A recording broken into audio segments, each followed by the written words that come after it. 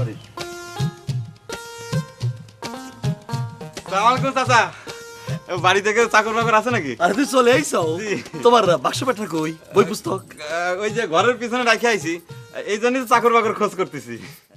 বাক্স পেটটা রাস্তায় ফেলাইয়া তুমি খালি হাতে নাচতে নাচতে আইছো চাকর বাকর খুঁজবে আর? এইটা কি কোন চাচা, আমি একজন কলেজ স্টুডেন্ট, বাক্স পেটটা মাথায় করে আসা আমার সাজে, তা তোমার প্রেস্টিজ থাকে। আপনি একবার চিন্তা করে দেন আপা। ওই স্যাংরা, হার পাইকে গেছে ম্যাট্রিক পাস করতি, কথাকার হুশ নাই। কাক তুমি আপা কাছাও? এটা তোমার চাচি। ওরে আল্লাহ, বিসমিল্লাহ, বিরাট ভুল করে ভাড়াইলাম চাচা। চাচি আপনি কিছু মনে করেন না। সালাম করো আমার না চাচি রে। লোকটা কেডা?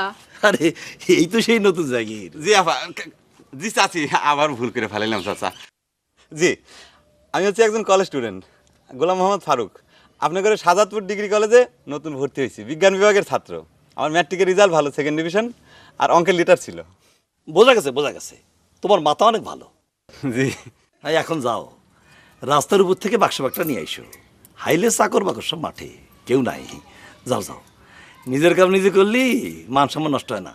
জি চাচা, ওই ঈশ্বরচন্দ্র বিদ্যাসাগর ওই একই কথা বলেছিলেন। চাচি, তালিবান আমি নিজেই যাচ্ছি। হ্যাঁ।